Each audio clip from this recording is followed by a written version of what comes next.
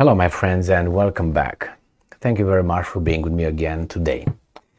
Americans have many sayings, and one of them sounds like this. If it walks like a duck, if it talks like a duck, if it looks like a duck, then it is a dog. Okay? So, when I see a regime change somewhere, I call it as I think it is. We have the Republic of Georgia, which is very well positioned to open a new front or create problems for Russia. And if you remember, about a month ago or so, there were some problems over there. I suspect they were fueled by money from outside and people from outside. But hey, what do I know? Georgians always react spontaneously, and they just stay in I don't know, marketplace and center of the town for weeks. When you see, just so you know, when you see the so-called uprising, as I said, uprising and people, just spontaneously getting in the center of the town and I don't know, calling for something, right? They protest something, and if you see that protest lasting, you gotta bet your bottom dollar that that is funded. I would say that in a proportion of about 99% of the time. People do not organize themselves just like that.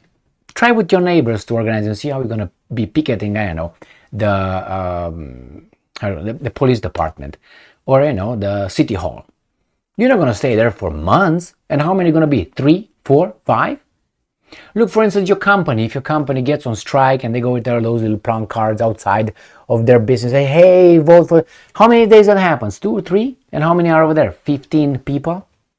You don't have hundreds of people or thousands of people gathering every day or even staying in the center town of Tbilisi, let's say, in Georgia, and just protesting the government. Because they have a duty, they have a social duty, they have a... No. All right, but if you want to, excuse me, if you want to believe that, obviously it's your right. I'm just giving you information, not information, because I don't have information on this exact one. But when you see patterns, when you see this happening over and over again, you realize that, hey, wait a second, this looks like a dog, talks like a dog, behaves like a dog, jerks off like a dog, all those signs. And I will tell you a personal story on this. Actually, I will tell you two from direct experience related to this Georgian thing. So let's get to the article first. Let's read at least the title. So, Agence France Presse, thousands rally in Georgia against the government. So this is from today, April 9th, 2023. Who do you think bought this, how do you call this, flag? Who the hell do you think bought this one? They made it, like they have some tailors, some old ladies just put it together. Who do you think funded this? These people just said, okay, guys, I'm going to buy it. Where is this coming from? Just the first question that you should ask yourselves. Now, thousands of opposition supporters rallied Sunday in Georgian capital, Tbilisi, as the Black Sea nation's government faces mounting accusations of backsliding on democracy. I would like to know the details on these accusations, which they will never give it to you. Demonstrators gathered outside the Georgian parliament for a rally organized by the country's main opposition force, the United National Movement, UNM, founded by jailed ex-president Mikhail Saakashvili. Do you know why he was jailed? Not because he was just a political individual. He did certain illegal stuff. I'm not going to get into it right here. I'm going to give you about Saakashvili one little clue. If you're not aware of, he, I think he completed some of his education in the United States of America. Now, direct experience, I know that a lot of people who are leaving their country, they go to a different country, United States, France, Germany, and they complete their studies over there. When they come back, they come as operative of those agencies from those countries. Not all of them, but a lot of them, okay? There's like a ABC 1, 2, 3, okay? knowledge 101 basically. So Saakashvili went as a state, stayed a little bit over there, and then came back, and then, Jesus Christ, he got to be elected the president of Georgia, just like that. Isn't that something? Miracles, I guess, happen now and then, right? No, there's no coincidences. Doors were open for this guy, money was pumped in this guy, people worked for him, and so on. And he got to be elected with the mass media, and he got to be democratically elected. Yeah, but other people were pushed aside, this guy was pushed forward. And then what happened? He started a war with what? South Ossetia? Remember that one? And killed some Russians over there. Oh, South Ossetia is ours, so we invade over there. Do you remember that Georgia had American military advisors and trainers? Do you know that? Oh, sounds familiar? Ukraine had them too. It's nothing illegal, but a little bit sounds suspicious, you know what I mean? I mean, you gotta be a dumbass not to connect certain kind of dots, and the Russians connected them a while ago. So, this is Saakashvili, who is imprisoned politically almost in Tbilisi, right? If you remember, if you don't, he was the governor of an Ukrainian oblast, Mr. Saakashvili. Do you know that one? Do you know that he was on top of a, I don't know, skyrise in Ukraine trying to commit suicide? Remember that one? There's videos. I watched him in Ukraine. Why was that? Why was he a chief of an oblast, a governor of an oblast in Ukraine as a Georgian citizen? Can you tell me?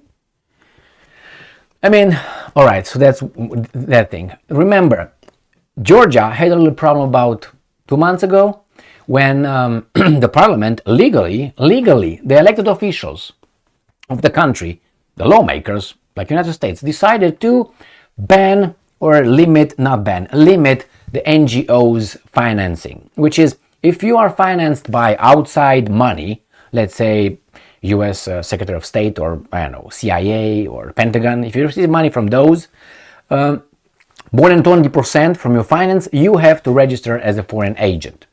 The Americans did it in 1939 or no, 29, I think it was, 1929. The Russians did it in 2005 or so. So they called it, that's the Russian law. And the Americans did it almost 100 years before the Russians did it. But anyway, that's, you know, how they direct, focus your attention. But if you know stuff, you remember stuff, okay? That's why. A few clicks, a few books, a few conversations, a few, okay, or Morse, just kidding. Anyway, so this is, and then they had these little spontaneous demonstrations in Tbilisi. They tried to enter, I think they entered the parliament building, they fought with the police, and the coup did not happen, like it happened in 2014 in Maidan in Ukraine with the help of outside forces. Anyway, it didn't happen. And what did the weasels do? They say, okay, you know what, forget about it, we're gonna cave to the pressure of 3,000 people outside, but not to the entire country. You know what I mean? Not the country. Those 300, 3,000, 5,000 people that were over there made the lawmakers that were elected by the whole country say, okay, we withdraw the whatever there was, policy, law, whatever they want to implement about the NGOs, Soros and all those guys. Remember those guys? All good influence, open society, yeah. All right. So then they say, okay, that's it. Just go home. That was it. They said, you know what? No, actually, we don't agree with you. We want you to resign. Oh, so that was what it was all about. Not about this little NGO shit. And they stayed over there day and night and day and night and day and night. Somehow they didn't go to work. Somehow some people fed them. Somehow, I don't know, who fed them? Oh, they got the money from their savings that they don't have? Please.